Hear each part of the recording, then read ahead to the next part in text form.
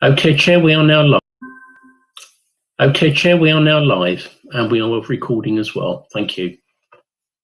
Brilliant. Welcome everyone to this evening's Cabinet Procurement Committee. For those that have had a chance to look at the whole agenda, as we've been discussing just before we started, we cover pretty much the raft of everything Cabinet Procurement Committee can and does look at this evening. So, yeah, let's see how long it takes us to get through it. One small practical thing, and don't worry, Clifford, I will read out the formal introductions I have to do at the start of all the streamed meetings in just a moment. 2 points at the start. One, just to flag that following the cyber attack and the fact we had to put papers up in a slightly different format online now, just to build in just a slight pause between each paper to give people a chance to make sure they've got the next one open in front of them, everything else, because it's not just a case of scrolling down in the same document pack anymore. And the other thing is to welcome Councillor Woodley, who's joining us, whereas Councillor Selman's off on maternity leave. And yeah, you really have quite the CPC to start with tonight, Caroline. So I hope you enjoy it. And I hope we see you back again at the next meeting, which is the real test, isn't it? Right, Clifford, I'll do the formal bit that I know I need to start the meeting with when I click to the right page. So I do have to formally advise everyone that the meeting is being live streamed.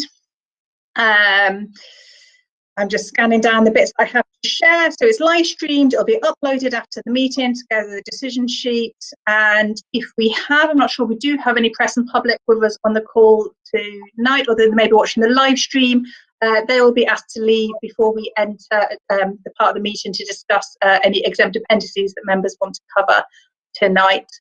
Provided you're happy that I've covered the key points, Clifford, do you want to now run through your sort of rules for the meeting? Yes, thank you, Chair. I know nearly everyone here has heard these before, but for those that are joining us for the first time this evening, it is a requirement to read the meeting protocols for all participants.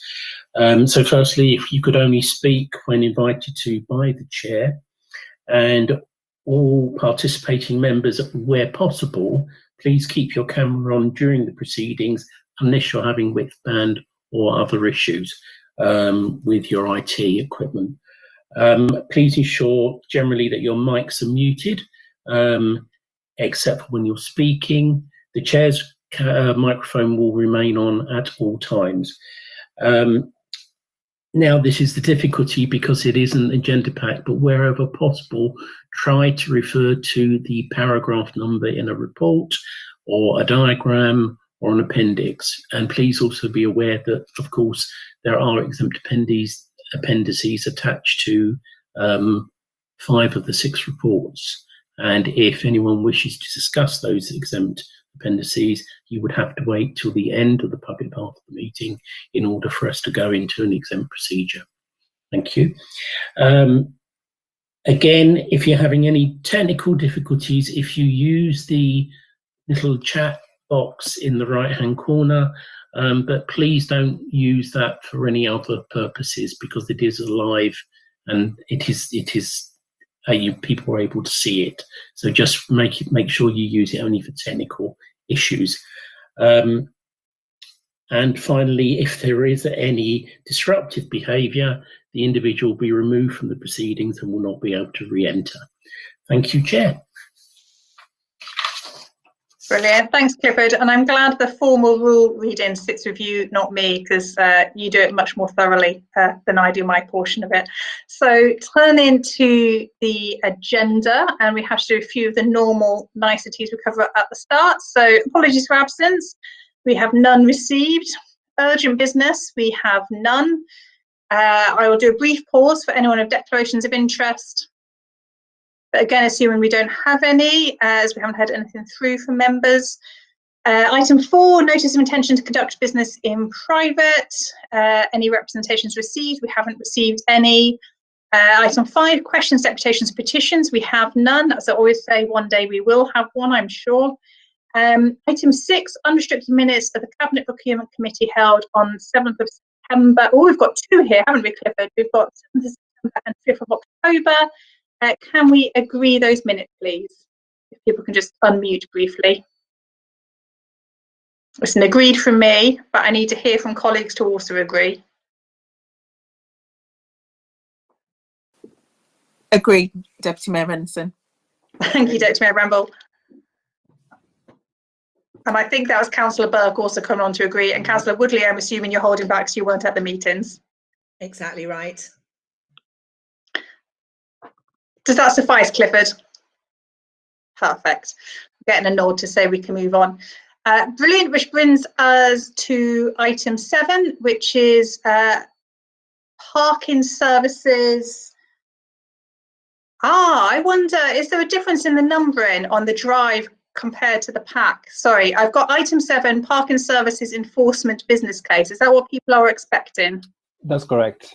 I'm getting a nod of Clifford, fantastic. In which case, parking services enforcement business case, I've got Kevin here to introduce the paper. I hope. Yes, I'm yes, here. Perfect. There you are, Kevin. Okay, right. So you can't quite scan the room when you're doing it virtually. Exactly. Problematic. So thank you very much, Chair. Just allow me to make the introduction to this proposal. The Council's parking service has achieved exceptional performance over the past few years and continues to go from strength to strength. Its approach to right first time service delivery and fair customer outcomes and simplifying its processes has delivered significant improvements to the customer journey and operational efficiency. It is easier for customers to interact with us when buying permits, paying for, or appealing against penalty charge notices. The service's ability to tackle nuisance and dangerous parking, both on street and on estates, has seen vast improvements to reaction time, and when needed, we have worked with residents and communities to create bespoke solutions to resolve parking issues.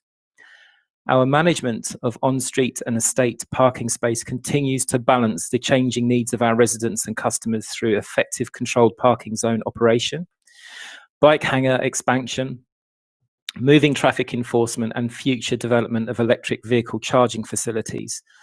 London Borough of Hackney's parking services were one of the few London councils to continue a business as usual operation throughout the pandemic, ensuring that traffic kept moving unobstructed whilst facilitating easy access for over 9,000 key workers to support the borough's response to the pandemic. Our ability to operate business as usual also mitigated against the severe financial impact seen elsewhere in neighbouring councils that ceased parking enforcement during the lockdown. The wide-ranging benefits of parking and traffic management include the provision of protecting parking spaces for residents and businesses, discouraging visitors and commuters from using Hackney's limited street space, as well as monitoring and enforcing traffic scheme compliance, such as school streets, low traffic neighbourhoods, ultra-low emission vehicle zones, and bus lanes. Since 2004, the Council has contracted out its parking enforcement services. Its existing contract with ABCOA expires on the 31st of March 2022, with no further option for extension.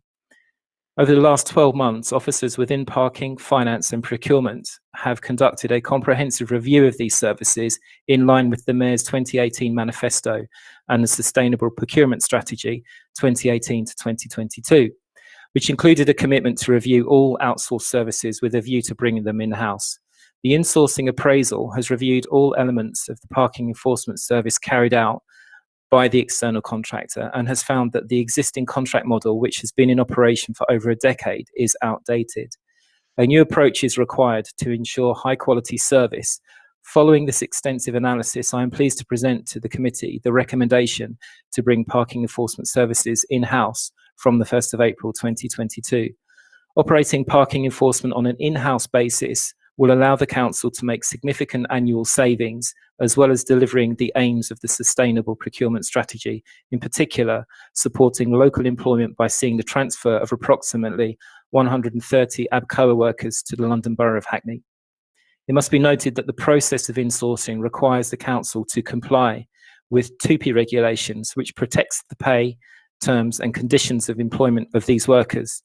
The service is looking forward to undertaking a comprehensive review of the staff structure after parking enforcement services have been brought in-house. All employees sufficiently assigned to the undertaking as at the point of transfer can be assured that the transition to the Council's in-house operation will be conducted in full compliance with the transfer of undertakings, protection of employment regulations, 2P. More information will be provided in due course and throughout the transition period to keep all informed about the progress of the transition. This report seeks the Cabinet Procurement Committee to approve the recommendation to commence insourcing of parking enforcement from the external contractor before the contract expires in March 2022, and to commence the procurement exercises for the elements of services that will continue to be outsourced, which are parking CCTV hardware and software and removal trucks, which will follow the normal procurement process along with a business case. Thank you very much. Brilliant, thank you. Clifford wouldn't forgive me at this point if I didn't flag that we've got an exempt appendix, and if people want to discuss that, we need to do that at the end of the meeting, so please avoid discussing that now. Councillor Burt, this report is in your name. Would you like to add anything? Very briefly, Chair, if I may. Absolutely, the virtual floor is yours. Thank you. Firstly, I'd like to thank Kevin and the team that have made this long-standing ambition of mine, and I think of the administrations, to, wherever possible, bring services in-house. And as we find in Cabinet Procurement Committee, that, you know, whilst we support that general ambition, it's not possible in all instances. However, I am delighted that in this instance it's been possible. I think Kevin has articulated clearly the many benefits that we will derive as a council from this process. But I think that we should take a moment to think of the benefits that will be felt at the level of the individual parking services operative, who will enjoy better pay, terms, conditions, and future prospects arising from this decision. And I very much believe and hope, especially with the work of Councillor Williams and her team, that it will become a mechanism through which we recruit an increasing number of Hackney residents to these roles, who, having worked at the shop floor, if you will, of parking services, will be developed and encouraged to remain within the council and to go on to take up leadership positions in future. And I think there's a huge opportunity for us to achieve that through this process. That's all I've got to say, and I hope very much that we can implement this change in as rapid a fashion as possible. Brilliant, thank you, Councillor Burke. I'm going to be that irritating person that points out one small thing in the paper of just being careful that we don't conflate the sustainable procurement strategy and insourcing. They're both incredibly valuable to the council, but both deliver different goals, different manifesto commitments, and we're taking work forward to progress both alongside one another. I know I've got a couple of questions. I'll just open it up to members first if they want to come in. I can see Councillor Williams has also joined us in the meeting. Councillor Williams, you're also very welcome to ask questions if you have any. Any questions from colleagues? Chair, not a question, but a comment just to say how warmly we welcome this, actually. If you look at the points set out in 5.4.2, the idea that insourcing can tackle inequality, that will have a better run service, that will make our streets safer for cyclists and pedestrians. This is absolutely what we want to stand for as an administration. I don't want this kind of work to be taken for granted. I know how much goes into it, and certainly will be keen to sort of see what improvements it brings. So I hope there'll be accountability coming with it too, Kevin. But yeah, very, very warmly welcome this move. Thank you. Any further questions? If I might, Councillor Renison, I know I'm not a member of the CPC, but I did want to just kind of attend as well this evening and to warmly welcome it for all the reasons that Councillor Burke has set out. And I do think that it's going to have a huge impact on employment, particularly for those who live in the borough, and the terms and conditions under which they are employed. And then Hackney as a council does have some very generous employment terms and conditions and benefits for our staff. So I do think that this is warmly welcomed, and I do hope that our trade unions will welcome it as warmly as the committee has tonight. I know they've expressed great interest since this was set out as a commitment of the administration in 2018. So I'm really glad that it's here tonight and that it's been brought forward so quickly. Thank you. Dr. Mayor Bramble, is that you coming in for a question? Yeah, it was just to comment again, Deputy Mayor Renison, really just to reiterate what colleagues have said in that, you know, it is always our aspiration to insource, but that isn't always as straightforward as one would assume and want it to be. And I know that officers and Councillor Burke had to work really hard to get to where we are now, and just want to acknowledge that hard work and commend them for the work that they're doing.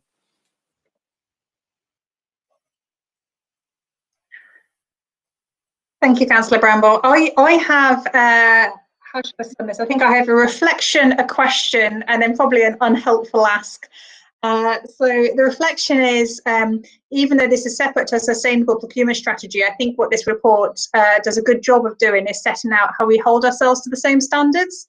So we still have to look at, as we bring services in, how we're going to make sure those are green, how we look at the opportunities locally, how we make reality many of the points colleagues have touched on in contributions this evening. And it's great the report sets that out. I think a continued learning for us as we bring more and more services in-house is how we start to measure that and the targets we put against that as we go forward. My proper question, if you like, is just the, it would be good just to hear a little bit more about the dates and the process for bringing the service in, and also just a little bit more about the next steps on the CCTV and the removal vehicle procurement. And then my probably totally unhelpful suggestion is that we've got an unhelpful question is that we've got a paper later tonight on our fleet maintenance. And I'm looking at Norman here, who can't, obviously doesn't know I'm looking at him to doing all of this on a virtual meeting. Maybe we can help out with some removal trucks further down the line. I don't know. That's going to be my unhelpful councillor off the cuff suggestion for the evening. So thank you, everyone, and I really appreciate your comments. It has been a lot of hard work by officers, but I'm not going to waffle, but I'll do my best to answer the question. So in terms of next steps, clearly we haven't set out in great detail what the next steps are. We're ready to put a plan in place. We're ready to set up a transitioning team, which will see us carefully work with ABCOA. It's important to stress that we've had a very effective working relationship with this private operator who are market leading in what they do for many, many years. So it's very necessary that we manage that relationship for the next 16 months. It's critical that we work really well together in interests mainly of the workers for ABCOA that will result in working for Hackney at the end of this process. So I think that's first and foremost, and it's important to emphasise that. So there will be a project plan that will be set up, and that will be available after the decision has been made and we can proceed, and that will be coming very, very shortly, certainly before Christmas. And we expect to begin consultations with workers in February. So that's really the next key action that we will be taking, along with trade unions, of course. As far as the CCTV and procurement, I need to hand that question over to my contract manager, Mr. Michael Wood-Torco, who can give us a little bit more detail. And again, I need to credit Michael for doing most of the heavy lifting, as it were, when it comes to constructing the reports and everything that you've seen before you today. So thank you, Michael. But Michael, if you can give a bit more detail on the procurement exercises for the CCTV and hardware, software, and the removal trucks, then that would be superb. Thank you. Thank you, Kevin. So in terms of both of the procurement processes, we will be carrying out detailed consultation with legal to see, can we have those existing contracts transferred over, and do we have any ongoing legal responsibilities to do so. We have a provision that there is a 6 months notice should we wish to terminate those, coming to an end in March 2022. So we're bearing that in mind. So we've got the background work done already with the research and benchmarking.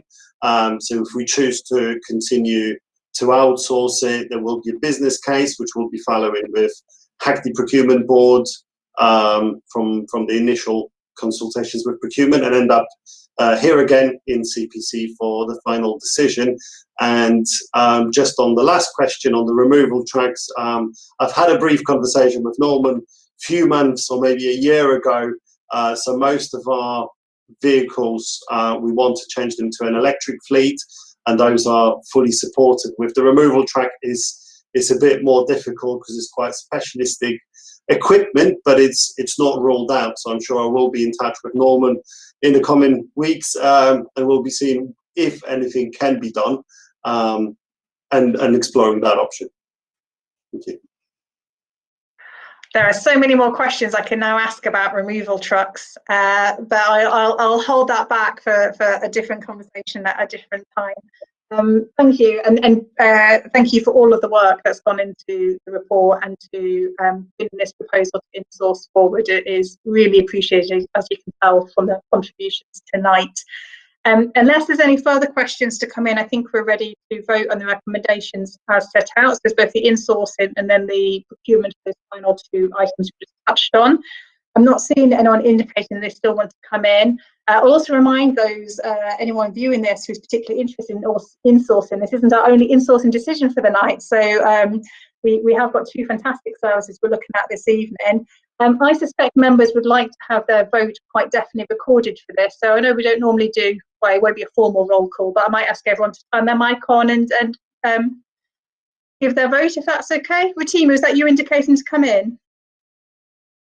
No, we're fine. Just checking I hadn't done anything wrong on process. Brilliant. This will not be in alphabetical order. It'll be the order people flash up on my screen. So, Councillor Burke. Agreed, Chair. Deputy Mayor Bramble. Agreed. Councillor Woodley. Agreed. And it's agreed from me. So fantastic. Thank you all very much. I would say you're welcome to go and enjoy your evenings, but I suspect you might be enrolled in the next paper. I'm seeing nods. Brilliant. So I'm just going to, so if everyone just wants to take a moment and flick to the next paper in the pack, which I realise is not as seamless as it might be in normal times. And this is explains my initial confusion as well over paper order, because we have a remarkably similarly entitled paper coming next on parking enforcement agent services. Sorry, and Michael, I think this one is over to you to introduce, if I've got that right. Yes, thank you. So good evening, everyone.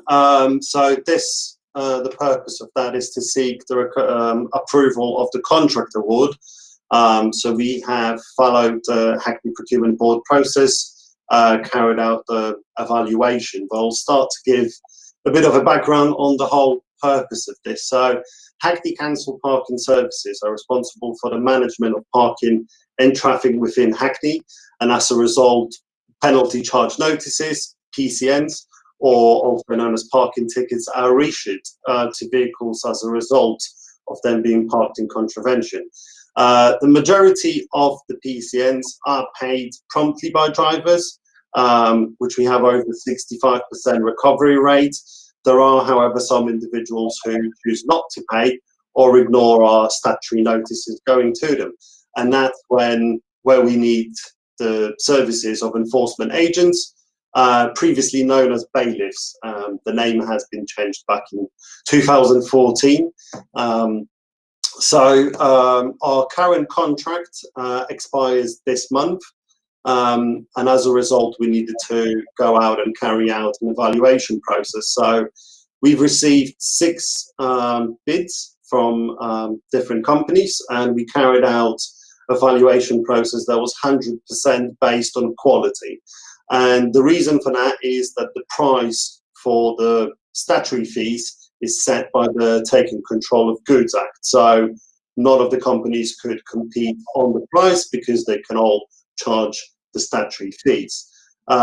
Within the quality, we looked at various different aspects, mainly looking at the customer service and the opportunities and engagement with the debtors. So we concentrated heavily on our vulnerable debtors policy that we have in the council to ensure that unnecessary escalation in fees is not the route we would want to take normally. So There is the 60-day briefing space incorporated into the technical specifications, and the successful bidders have all shown this, that this will be compliant. Overall, it's last 4 years of the contract have been very successful, and we have very minimal complaints with very high recovery rates, and we wanted to continue the same model. And in very brief terms, it works that we have a primary enforcement agent supported by secondary enforcement agents. So the primary enforcement agent takes most of the work and does most of the debt collection, and those that they choose not to or don't want to or believe are unrecoverable are then sent to our secondaries. They had a 35% recovery rate target, which was achieved on every month throughout the 4 years, which has been really good news for us. We are looking to increase this to 38%, and the main reason for that is we are extending the KPI timescale for them to achieve this. On the old contract, that was 4 months, and we are increasing this to 9 months on this contract model. So that's mainly to support the enforcement agents to offer more payment arrangements. Previously, we found it's 4 months might not be enough, especially in the current climate and challenges from the pandemic. So we've extended that to 9 months. So the enforcement agents can then offer more payment arrangements and help in that case with debtors to settle off their debts.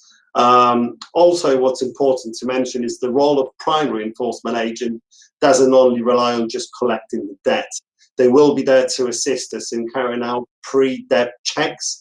So this is a series of data checks on various data sources to ensure that we have the correct address of the debtor, the correct name, if it's a company, if that company is still operating.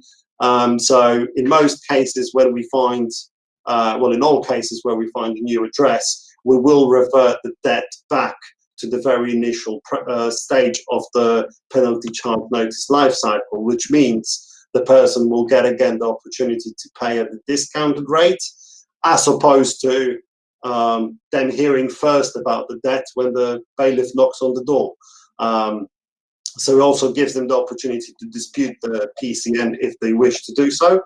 And the last change that we are doing in the whole contract model is the secondary enforcement agents on the last arrangement have been getting equal share of the warrants that were rejected by the primary.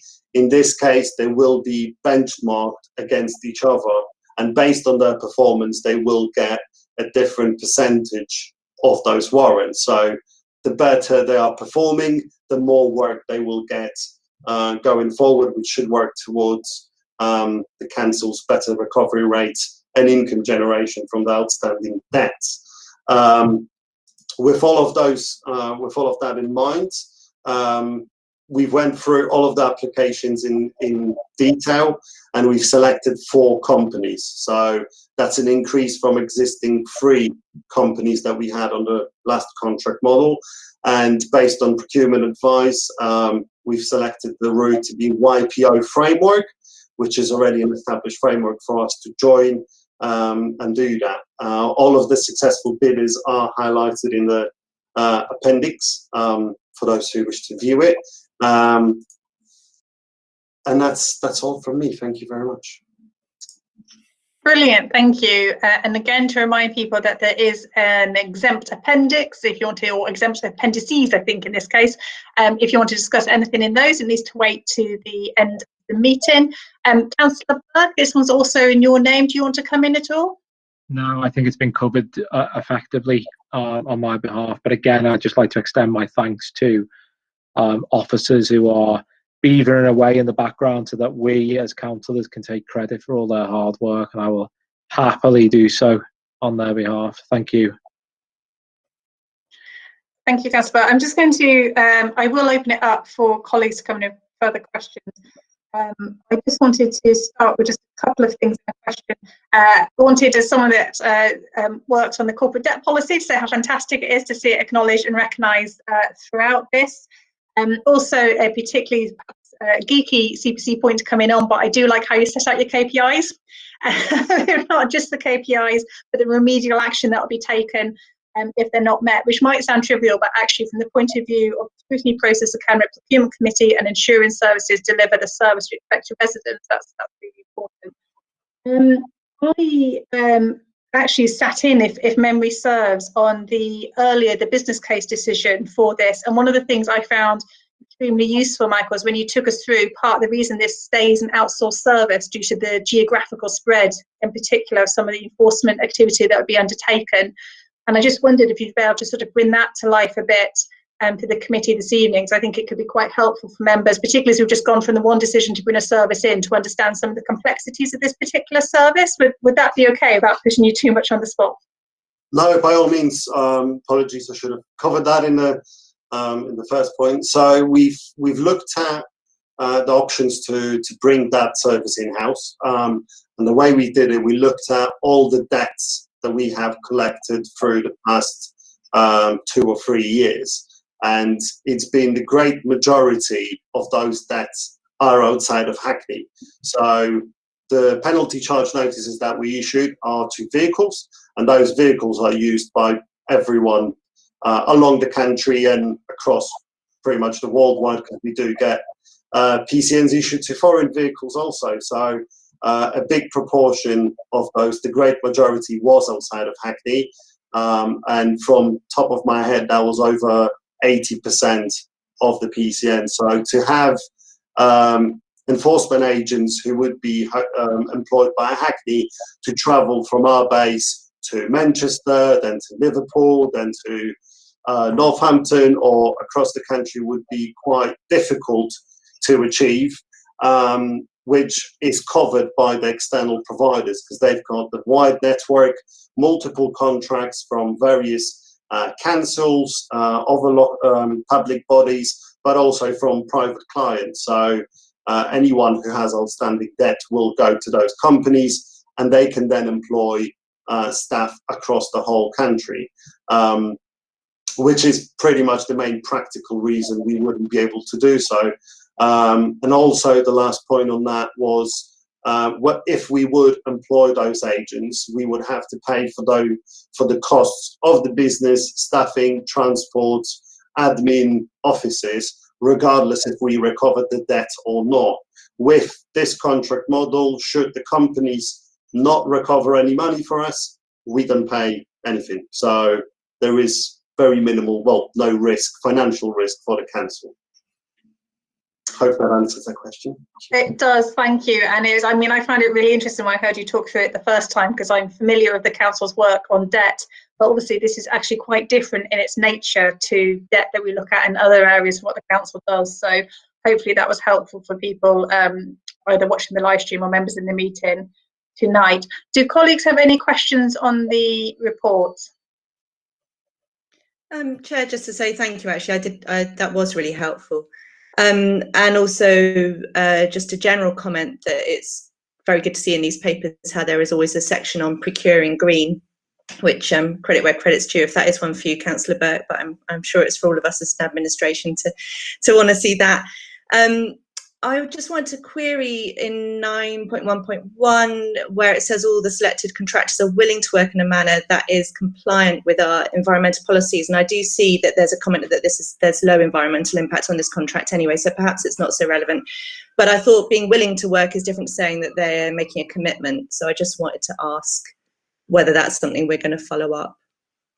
Can I add to that? Thank you, Councillor Woodley, because I had a question actually on 9.1.2, so it seems sensible to take those together. On the procuring green and the set of commitments in that section, that's sort of trying to embed our sustainable procurement strategy into all our procurement reports to ensure that we have that transparency as they come forward. The question I've been going to ask about 9.1.2 was just that we referenced there, and apologies, I don't have it directly in front of me, but if memory serves, that's where we reference the removal of vehicles, particularly some of those vehicles where effectively the cost won't be recovered by their scrap value.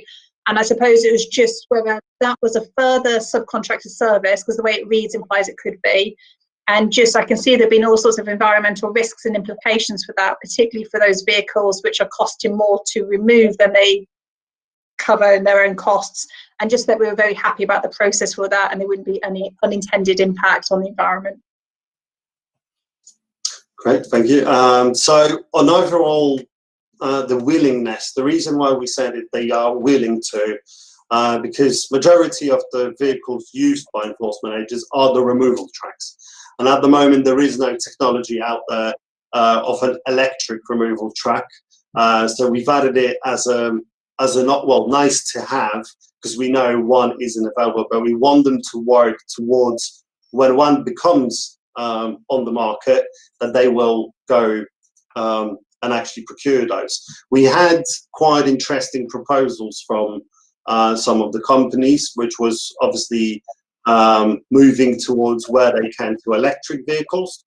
They did raise concern that they can't obviously implement this across the whole country, because when they enforce debts in rural parts of Scotland or Wales, such electric vehicle is not practical, because they wouldn't be able to travel such distance back and forth different debtors' addresses before it goes out of power and they need to wait a couple of hours to charge. But they have said they have plans to change the fleets of vehicles from petrol or diesel through the life of the contract to electric in urban areas, such as when they will be enforcing in London or of a big city. So we will be looking at that and trying to bring them to account on what they have said, but we haven't specified an actual contractual provision for them to do so.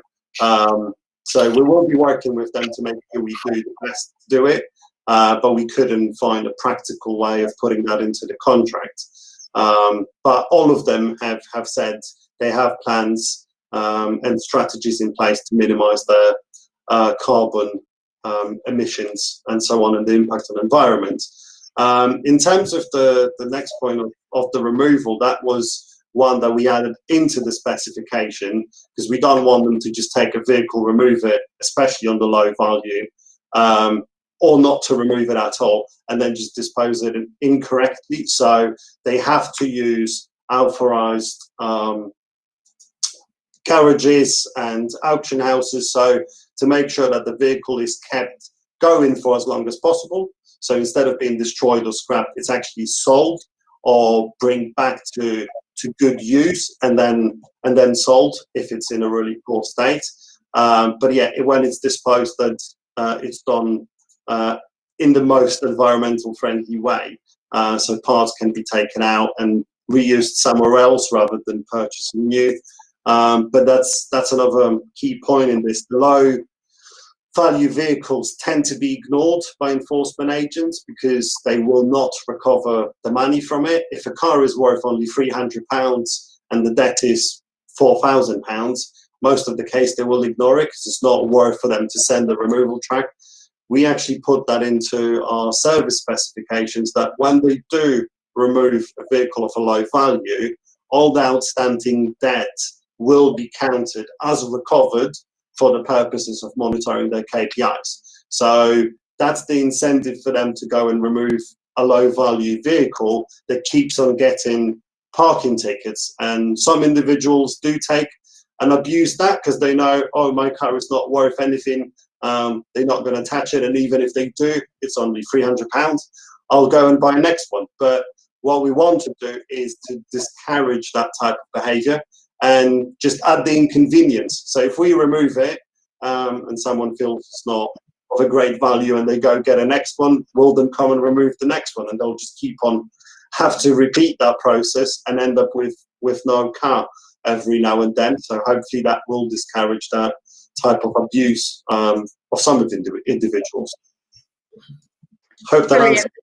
It does. That's great. Thank you. And I was just reflecting as you were talking through the first point around electric vehicles. If memory serves, we had, I think it was a refuse truck procurement exercise a while back that would set such high green standards that we struggle to find anyone able to come forward for the procurement exercise itself. I've just got one final question you'll be pleased to know, and that was just to ensure, because you mentioned this is going to be a primary contract, there'll be a primary provider and then the others. So looking at the scoring, is the primary provider, is that going to be bidder 6? No, the primary contractor will be selected through the first 9 months of competitive period.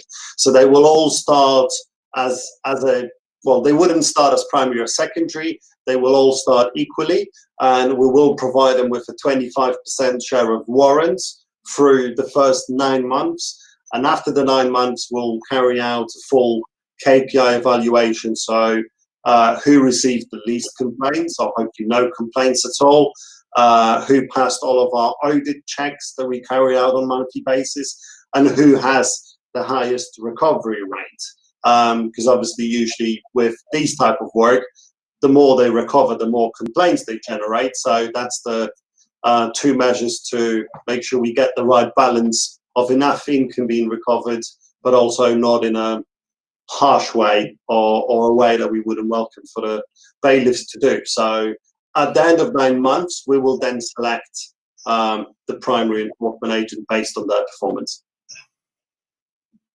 Brilliant, thank you. So unless there's any final questions from colleagues, and I'm not seeing anyone turn the microphone on, so I'm going to assume not. Can we approve the recommendations as set out? If people are okay to turn their mics on and agree, or disagree if they don't. But agreed. Sure. I think we had a full set there, Clifford. Okay, I'm getting the nod. Brilliant, thanks very much. You're obviously welcome to stay to the end of the meeting. It could well be a long meeting this evening. You're also, I don't think you've got any further papers tonight. I think, I think we're done on parking, so you're also welcome to go and get your dinner.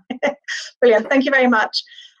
So moving on to the next item, you've got item 9, which is looking at the provision of vehicle maintenance. And we've got Norman here, who I already attempted to bring in on recovery trucks to introduce the report. Yes, thank you very much for that. Anyway, with 480 vehicles on fleet, Hackney operates one of the largest local authority fleets in London, with only Greenwich and Islington operating more vehicles. Quality vehicle maintenance is important to our key frontline services such as waste, adult social care, learning trust and housing. For the last 15 years, vehicle maintenance of our fleet vehicles has been outsourced, but we are now making the recommendation to insource the service to raise quality standards and potentially offer financial savings. The service was tendered last year with the intention of awarding one last external contract for 5 years and using that time to prepare to insource the service for 2024. Unfortunately, that tender exercise failed to deliver a successful outcome. It was abandoned in June 2019. A short-term emergency contract was awarded to a local family business while council officers considered whether to attempt an alternative tender exercise or accelerate the plan to insource the service. There are numerous positive and negative attributes with insourcing the vehicle maintenance service, which are detailed in the appendices to this report. A key feature that provides a compelling case for insourcing the service is that we already have the workshop facilities and heavy equipment to deliver the service from day one. Other positive attributes for insourcing the service include the insource model has shown to be more affordable. Protection of the council's operator's licence is highly visible and keeps control in the hands of the council. We already possess fleet, engineering and transport management support, which all directorates are currently making use of and buy into. Having a facility in the heart of Hackney improves vehicle uptime, and quality maintenance leads to lower costs and benefits the environment. To enable members to make an informed decision, a summary of business risks are tabled in the main appendix, but members should be aware that most of these risks will be present whether the service is insourced or externalised, and the risks fall within 3 basic areas of recruitment, financial, and the internal policy and processes that the council has. With recruitment and retention of good quality staff in a highly competitive market being the primary risk. In terms of training, a key part of the ongoing service is the recruitment and retention of staff, and good quality training will be integral to this. Local colleges and training providers will be encouraged to bid for any training contracts, and the service will seek apprentices from the local area to join the service. The Fleet Management Unit will engage with the Apprenticeships team and Ways into Work service within the council to support local people into jobs and training opportunities. The insourcing of the vehicle maintenance function will offer the existing contractors' employees the invitation to transfer to the council under TUPE legislation, whereby their current terms and conditions of employment will be maintained. None of these employees are paid less than the London living wage. Furthermore, after a settling in period and performance review of the service, the TUPE employees will be offered the opportunity to transfer to the council terms and conditions of employment which are considered favourable by comparison. In terms of consultations, consultations took place with the key internal users of the services, which are waste, adult social care, learning trust and housing.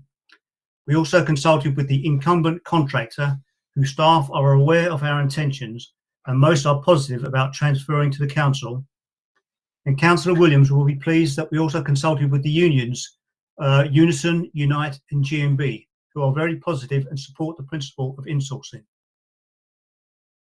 And lastly, cost modelling has shown an insourced service is likely to cost the council about £1.4 million annually. This is about £93,000 per year more than we are currently paying, but the short-term temporary contract that we put in place has only got to short-term arrangements for staff investments and service vans. They're using second-hand service vans because they knew that the contract was only going to be for a short period of time. But compared with the outsourced tender model and the prices we got, there is considerable savings to be made relative to that. So I've tried to keep this summary, an overview short, and I'm happy to take any questions. Brilliant, thank you, Norman. And as always, from my members who are exempt apprentices, we have to discuss those at the end if you do want to discuss them. I can see Councillor Burke wants to come in, but on each paper I give colleagues who are on the committee who have papers in their name the chance to add a few comments, and as this paper has my name on it, I'm going to offer myself the same opportunity. Just to say a huge thank you to Norman and colleagues for all the work that has gone into this. I always describe this service as one of the most business critical and fascinating council services you will come across, and yet I've probably likely never heard of. But we would really struggle to function as an authority and deliver the services we deliver if it was not there. And if it, most significantly, if it didn't deliver the work it does in a timely and efficient fashion. So it's an incredibly important business critical function. It's really exciting that we're able to bring it in. I think Norman gave a sense of the different services there that rely on this function and the cross-cutting impact this will have across the council. Again, particular recognition has to go to officers because the intention was to look to bring this service in. And due to challenges with procurement and external market, that process has had to be sped up. And I think Norman's touched on it, and I'd encourage, I'm assuming everyone on the call has, but people to read, the report thoroughly, because it does set out how complex insourcing can be and the amount of time it can take to manage the process thoroughly.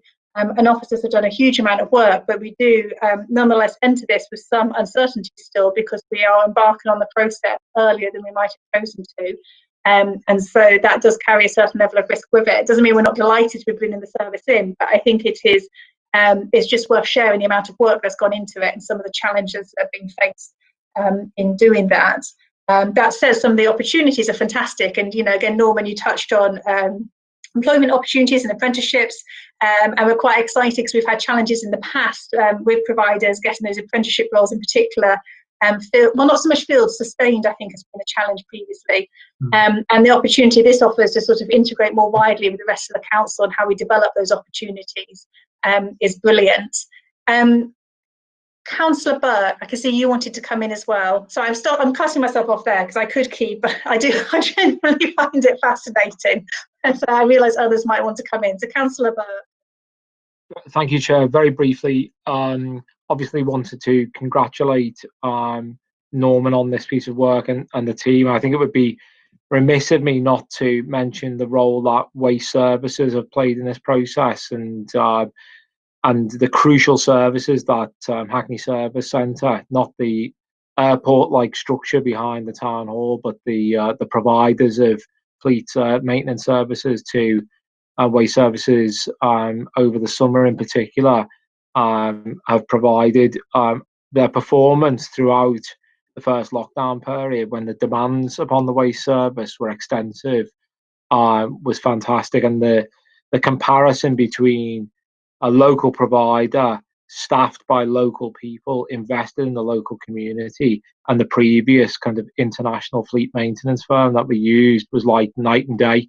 And I think our commitment as an administration, as a council, to wherever possible insourcing services of this kind is vindicated by the quality and standards of service that we've received throughout this period.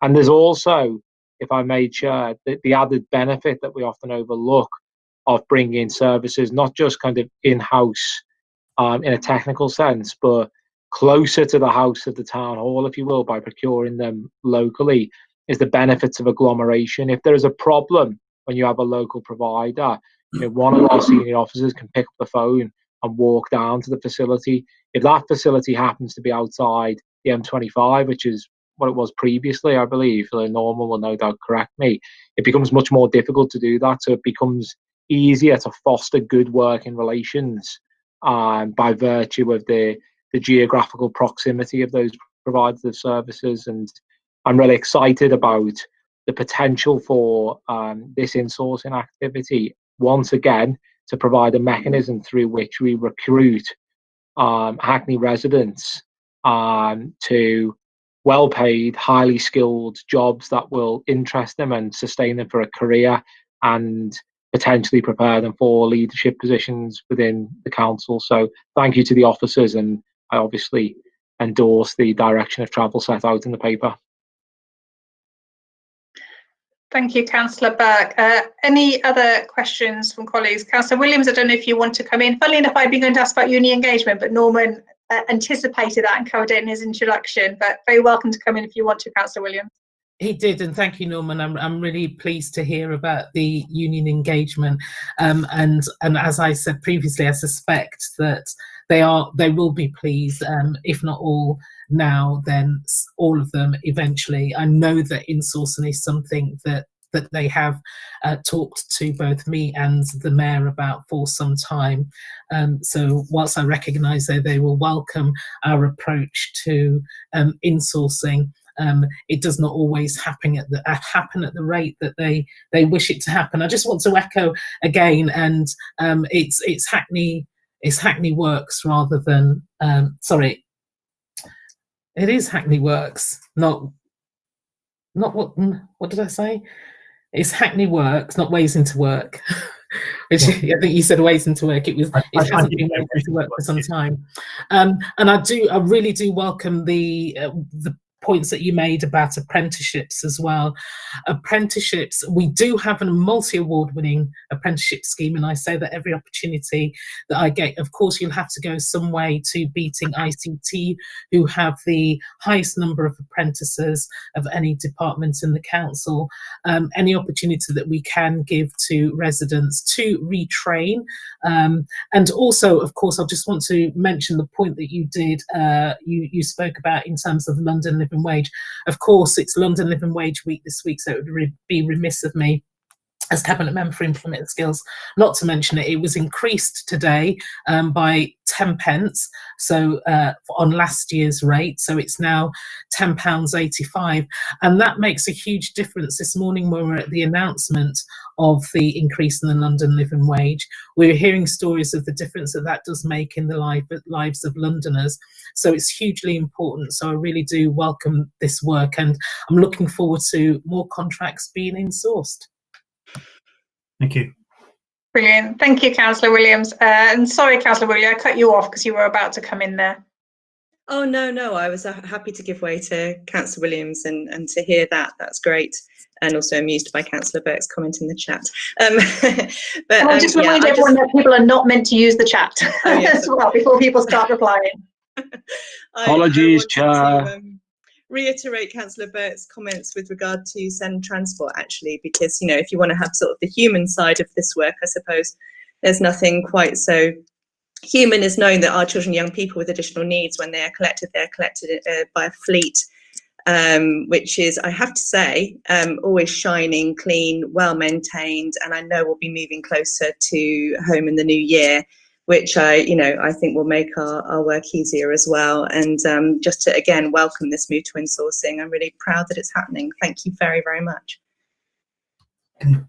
Brilliant. Thanks, Councillor Woodley. I was going to say, Deputy Mayor Bramble, would you like to come in? Yes, just to reiterate the points everyone's raised, but I also hope that as well, Councillor Deputy Mayor Edison, because officers have taken the time to do this work and do it well, that really that the public will have confidence in us, that when we're trying to insource and it takes time, they understand why it takes the time that it does, given the lengths that officers and colleagues have gone to, and on the odd occasion, unfortunately, when we can't insource, that it builds that confidence that, if we can, we absolutely will at any stage that we can. But yeah, just want to commend the work. Thank you. Brilliant, thank you. Norman, that was a very supportive round of comments. I'm not sure there were actually any questions in there, but is there anything you'd like to come back on? No, I'm just going to bask in the adulation. Thank you very much. Well, it's well deserved, and I'm glancing at my notes here as well, and I think your introduction neatly anticipated any questions I might have had for you. So yeah, you got away pretty lightly at CPC tonight in terms of a potential grilling. So I think it'd be nice to do the same. So again, I'm sure all members would like their vote noted for the fact we've been in the service in-house. So if we do sort of our pseudo roll call vote again, I'll go in reverse order this time. So Councillor Woodley, sorry, I should say first, can we agree the recommendations as set out? Councillor Woodley. Agreed. Deputy Mayor Bramble. Agreed. Councillor Burke. Agreed, Chair. It's agreed for me. And Councillor Williams last time, also you don't get a vote because you're not on the committee, but I should have given you the chance because I'm sure you support the proposals and would like to add that for the record. I totally support the proposals and welcome it. Thank you so much.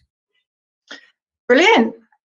Great. In which case, I think I'm getting a nod from Clifford that we've done everything we should do for that paper. So thanks very much, Norman. You are welcome to stay until the end of the meeting, but you're also welcome to go get your dinner. Thank you. Good evening, everyone. Brilliant. Thank you. Right, so jumping back to the agenda and everyone going back to jump between papers. Next up, I told you it was a run through of the huge variety of topics we can cover at CPC tonight, because next up we have got the provision of insurance services, and we've got Michael here to introduce this paper. Thank you, Chair.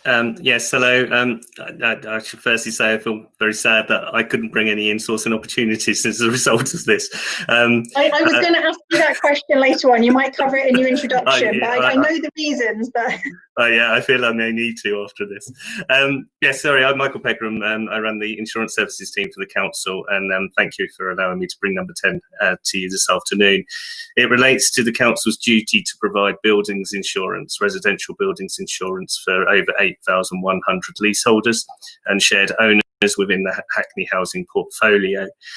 We currently have an insurance policy in place which is due to expire on the 31st of March 2021.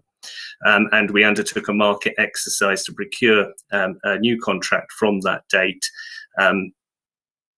Now, the market exercise, unfortunately, we should suggest and would like to note that it was undertaken during hardening market times, and it is regrettable that as a result of what would otherwise be termed a healthy response, that the market conditions are such and the uncertainty around the economic arena that insurance operates in, that it does lead to increases across the property portfolio. However, we have undertaken a consultation, and it's subject to 2 Section 20 consultations, and in May and June the notice of intention provided a number of responses, a relatively small number. I think we were looking at 12, and that's available to you in Appendix 1. And after, subject to the decision this evening, we'll consult again with the leaseholders by way of the notice of proposal, which we intend to embark upon in December, again subject to any decision made this evening. So ultimately, whilst there has been increases, there are some good news, and perhaps I should have started with that they are mitigated by enhancements in relation to the cover that's provided to those leaseholders. It's a comprehensive policy, equal, if not beyond those that are usually available in the domestic market. And as a result of that, we were pleased to receive 4 bids from established suppliers. And it's our request that the committee takes our recommendation and awards the contract to Insurer B for a period of 3 years, with an option to extend solely at the option of the council for a further 2 years. And of course, again, subject to statutory consultation with leaseholders. I would like to say at this point, thank you to my colleagues in Housing, Procurement and Legal who have supported and guided us through this procurement. And whilst that is a very brief introduction, I'm happy to answer any questions you may have. Brilliant. Thank you, Michael. And again, this is a report in my name. So again, it shows the variety of my portfolio tonight of some of the reports coming forward. I can't take any of the credit for the report, the work that's gone into this, but I would just offer, I suppose, a couple of reassurances to colleagues. I don't know if it would count as insourcing as such, but one option for insurance is to self-insure. And as you can see from the report itself, it's just not viable on an insurance product of this scale. And then again, just to offer reassurances that sort of challenges very much been presented around ensuring we've secured the best possible value for leaseholders, and were there any options about delaying procurement if market conditions improved? And it's really felt that, one, that's not, and Michael, correct me here if I get any of this wrong, but one, that's not likely, and two, that if there was a significant shift in market conditions, there was the flexibility to go and renegotiate within the contract to secure those improved terms for leaseholders. So it was a difficult time to go out and run the procurement, but due to external factors, unfortunately, the cost of insurance are going up. Any questions from colleagues? I'm not seeing any mics go on at this point, so it might be a very quick round. No mics have come on, so in which case I think it's you have got off very lightly, Mike. I can see you smiling there. I'm tempted to come up with a very complicated question on the modelling or something. Well, indeed, and you're absolutely right in relation to the comments you made.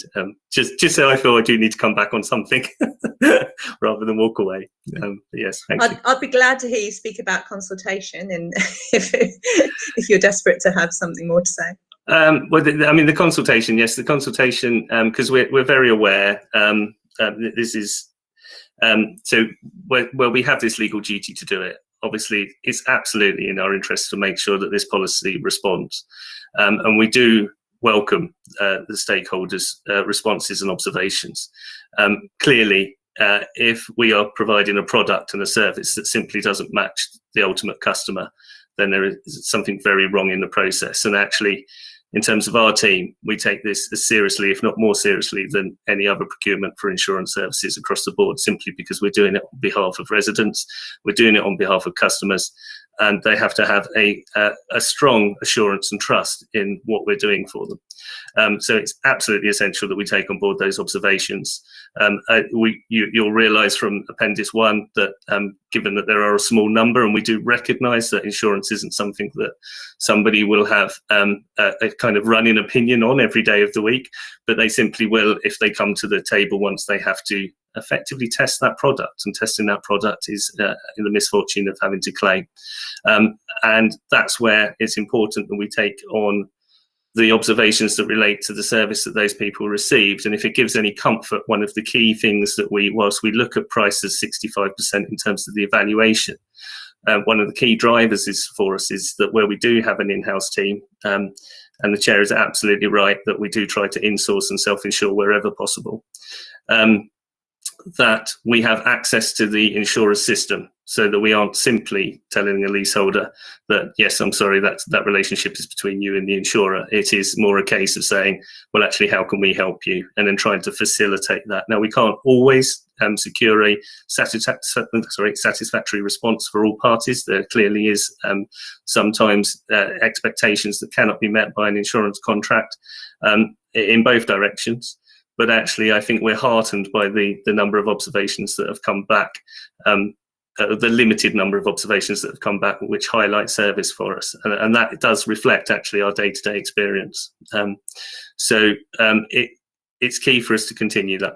And I can expand on that further if you wish, but I can also waffle, so it's best to stop me now. You piqued my interest when you said the limited number of stakeholders, I'll admit. Well, yeah, exactly. We anticipate that there will be more on the notice of intention, because that provides further detail. The notice of proposal is purely that we're having to go out, which should be no surprise to a customer. The notice of intention will give more finite detail about the policy and the provision and an estimated cost. So we do expect that to be heavier in terms of traffic and response, and ultimately a very good challenge of what we're proposing. Brilliant. Thanks, Michael. I'm not seeing any other mics come on with further questions. So can I ask people to turn their mics on just to, I'm going to assume agree, but likewise, if people are going to oppose the report, but yeah, can we of course agrees to the recommendations as set out? So agreed from me. Agreed, Chair. Brilliant. I think that was a sufficient chorus. Perfect. That was everyone. I was on mute. Apologies, Chair. I'm getting a nod from Clifford that we've done everything we need to for that paper. Brilliant. Michael, you're welcome to stay to the end. Also welcome to go and get your dinner. Thank you very much. Thank you. Brilliant. Thank you. Which brings us on to of a wide-ranging topics for this evening. We've got telephony procurement, and we've got Matthew here to introduce the paper. Thank you, Chair. So today I'd like to seek your permission to buy a new phone system because the contract for our existing system runs out mid next year. In terms of what that means, there are essentially two bits of how our phone system works. The first is the way in which we connect a resident with one of our 4,000 or so staff, whether that's because they're sat at their desk, because they're sat at their home and they're accessing that phone through a web browser, or because they're doing so through a mobile. The second component is the way that we manage calls in the contact centres, and that's technologically more complicated. So in terms of the phone system or systems we're looking to buy, there are essentially two different things we could do. We could buy a single phone system, or we could buy a set of component parts. There are advantages to both, and it's very much about what works better for the organisational context. Our judgment, based on the research that we've done, both of the market and of what the organisation needs in preparation for today, is that we're better off seeking to buy the component parts. And that's essentially because the way that buying a single system works is that they're very good at one thing, and they get decreasingly less good at some of the more detailed things. And given our hybrid nature of needing both that sort of direct resident to staff interaction as well as the contact centre interaction, we're better buying the component parts. So that then presents for us a couple of questions. The first is whether we're best to do that through a single provider whose responsibility it is to pull together those component parts, or by buying those component parts either then directly from the vendor or through some resellers. Based on the experience of the last few years, our preference would be to try and have clear line of sight between us and the vendor, and to have greater influence and control over how those different component parts are slotted together. And that's partly because we have greater level, I think, of confidence in our technical expertise. As Councillor Williams said in the paper before last, we've invested significantly in our skills in ICT over recent years, and so would like that greater visibility. And being able to have those component parts also enables us to adapt to the changing needs and expectations of our residents. So, for example, at the point of procurement of our last phone system, that WhatsApp was still a relatively I was trying to think of the right phrase. WhatsApp wasn't used by most of our residents most of the time, and of course it now is. For example, today we had conversations with over 200 residents via web chat. So our needs continue to change. This is a reasonably fast changing segment of the technology market. Finally, We're seeking your permission to buy it through one of two potential central government procurement frameworks. The reason for using a procurement framework is that we're talking about a part of the technology market which is essentially utility, whereas there are some very large global players, and by buying it through a central government framework, we get to choose from the maximum possible range of vendors, opening up that market in a way that can best ensure good value. We haven't yet settled on the preferred of those two procurement frameworks because if you were to draw a Venn diagram, there are suppliers in both of those procurement frameworks that we might wish to work with, and haven't yet been through that filtering exercise sufficiently to know which procurement, at the point of filing the paper, which procurement framework would achieve the best value. So in terms of time frame, because I've been in post now for some 7 months, and we knew this was coming, but we needed a little bit of time to be clear about what we needed. We're keen to move ahead at reasonable pace, and we think we can do so in order to ideally bring this committee and a recommendation for an award next month, in order that we have sufficient time to make any changes necessary between both the way that calls come into the council and then are distributed out to staff or contact centres. Brilliant, thank you, Matthew. I'll see if colleagues want to come in with questions, but before I open it up, can I ask what is perhaps a very basic question, but it affects what others people may want to come in on? What are we talking about buying? So we talk about systems, but are we talking, is this like buying a bit of software and, you know, let's make it super simple for those of us that don't go and procure massive telephony contracts, that, you know, you're buying a new database system to run on your computer, whatever.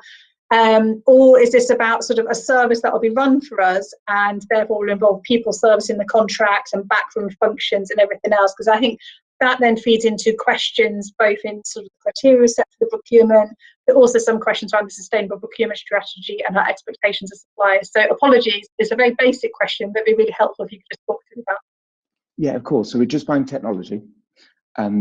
It isn't just software. There is software involved, but there's also some hardware involved in the way that you connect a call from a resident through to a member of staff.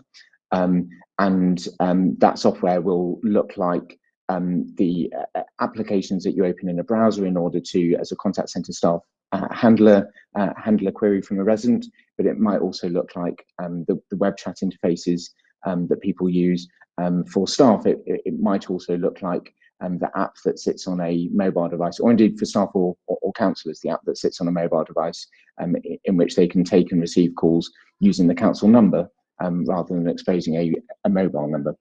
So we're not talking about people answering calls. The only potential is that we might need to add to our capacity in order to have some specialist technology support in switching from one vendor to another where that to be needed. Okay, so there's not, so it's again, sorry, I'm trying to think of poor examples, but it's like going off to buy, you know, a new fleet of rubbish trucks, yes, as opposed to, and the bit I was interested in, because obviously we were talking about tech here and everything else, so if there were any opportunities, Councillor Williams is no longer in the meeting, but if there were opportunities to say, we're preparing you to do this, we also expect these opportunities to be opened up locally and everything else. But from what you're saying, there won't be people involved so much in the procurement, it is the kit for us to then deliver a telephony services locally. Yes, that's right. So if you, most of a phone system should be pretty invisible. And so it's closer in analogy to where we would buy a laptop from or where we would buy a printer from, in the sense that the amount of investment that a company needs to put in to be able to make a phone system that will work anywhere in the world over the internet is really quite considerable. And so there aren't lots of small vendors in the marketplace. I mean, where we can work with small vendors, we do. Indeed, we work with a small Hackney-based consultancy to help us understand what we needed from this procurement process. But actually, this isn't a type of technology investment that we'd look to make with a small local supplier. Brilliant, thank you. That's really helpful. And yeah, computers or laptops would have been a more logical comparison than rubbish trucks. Although I should really have gone with recovery trucks, going back to earlier conversation, shouldn't I? Would colleagues like to come in? Councillor Woodlegs, you've got your mic off. Yeah, I'm very interested. You talk about sort of hybrid technology. I'm very conscious that as we move to smartphones, and it's very useful having the sort of the WhatsApp groups and one-way broadcasting. But I'm very conscious that there is a large proportion of our constituency that do not use smartphones, that rely on mobiles, and actually desperately need communications. We've really seen this through the wave of this pandemic. And so I'm thinking about how we might improve one-way broadcasting in terms of text messaging, and how we then capture everything across the whole piece. So sorry if that's a digression from the wider, the key procurement question, but I'm just very interested in how you're sort of weighing up the different needs and of technology moving very fast in one direction, but perhaps not in another in our specific borough. Yeah, absolutely. So we're not through this procurement expecting to buy licensing for two-way text messaging, and that's essentially because our preferred way of doing that is via a central government service called gov.uk notify, and it's free of charge up to a certain limit. And so, for example, the residents who were in receipt of a food delivery from the council over the first lockdown received regular text messages from us. The residents who we call through the local contact tracing effort also receive personalised text messages from us, so that they are knowing to expect the call and knowing what number that call will come from. So yes, that's a really important area of growth for what we're doing, but it's not something that we're anticipating having to purchase through this procurement.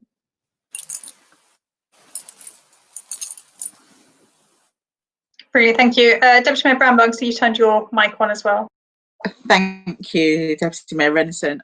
Councillor Woodley quite eloquently picked up the issue with our residents. I just wondered on the other side how compatible the software was in terms of, as you know, many people are working from home currently, what that feels like from staff from the other point of view, and how flexible that is. If we're all in the town hall and the system is set up for many people to be using systems, which is great. People are working from home, and that is very, very different. I won't bore you with the challenges of working from home, but I saw you nodding profusely, so I feel you understand, and just wondered what that would look and feel like for our staff. Thank you. So we've learned some really important things about that in the last 6 months. It's worth stressing that we've maximised technology that we had in place for some time. So it's supercharged a change, but the technology we had already bought was already enabling us to do it. In terms of how we've thought about that, we've asked in this procurement to put 60% of the weighting towards how well the technology works. And that's because on a side-by-side comparison, almost all of this technology appears to do pretty much the same thing as all the rest of the technology. But it's about how well it does it, not that it does it. And so what we're looking to do with this procurement is make sure that, for example, if you're sat in the contact centre and you need to reach someone in what we call the back office, so in the planning department, for example, you know whether they're available to take a call at that moment. If you're in a team which receives calls directly from a resident, for example, one of your social work teams, you can see that you can introduce that resident to another social worker, and you can introduce them while speaking to both social workers and the residents are on the line at the same time, for example. So it's not just that we buy something that claims to be able to do it, and indeed technically it can.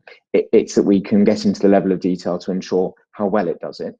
And a second related issue to that is that if something isn't particularly good at being interoperable, it means staff have to have lots of different windows of their computer open at the same time. And so that can mean actually smoothly talking to a resident starts to become inefficient, particularly if staff are sat at home with a single screen and they were used to sitting in the Hackney Service Centre with 2 or 3 screens. And so putting a premium on that interoperability means that they aren't having to switch between 2, 3 or 4 different screens in their browser in order to provide a smooth service to residents. Thank you, that was really helpful. Brilliant, thank you. Councillor Bowen, see your mic's on. Did you want to come in? No. Okay, I've got just 1 or 2 final questions. No, Chair, I only leave my mic on when I don't want to come in, and then off when I begin speaking. That's how it works for me. Just a couple of final questions, if that's all right. Just wanted to ask about the interaction of the framework and the timings, because you talk about still deciding which framework to use, but in the report it's got shortlisting taking place tomorrow. So I'm guessing at this point the framework's been chosen? Yes, based on, so we had a round of clarification questions from one of the frameworks, and that's helped us to identify that that framework probably won't help us achieve best value. So we have been looking today at the options from the other framework and need to confirm that tomorrow. The way those particular frameworks operate, it's a hackneyed analogy, but essentially vendors upload a functional specification and a price card, and you can just compare those functional specifications side by side and the price card side by side. You document every step in the procurement, and the software helps you document every step, and then you can make a weighted decision. And so that's why we're confident of being able to do that with in good time for the next committee. Okay, well, I guess in that case, all we can do is note the very tight timings. Wish you luck, and to flag that we will be ruthless if the report doesn't feel like it's gone into all the detail and everything else due to the pressures and time. I'm not sure we're ever thoroughly ruthless as a committee, but as close to it as we come.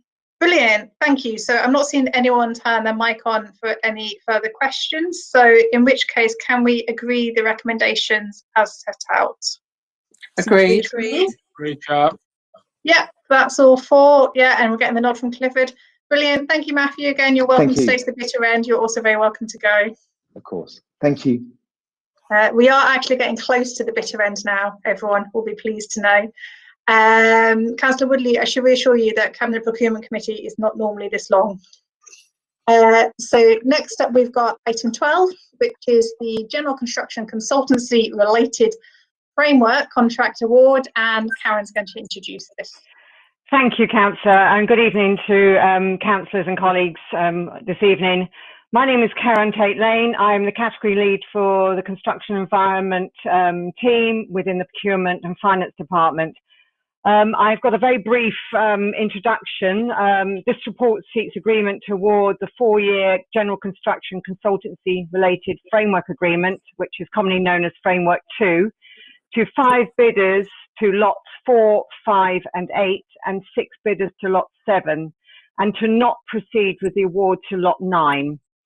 Although there are existing third-party consultancy frameworks in the market, the authority feels that this framework would better serve its needs by maximising flexibility, speed of delivery and value for money for consultancy services.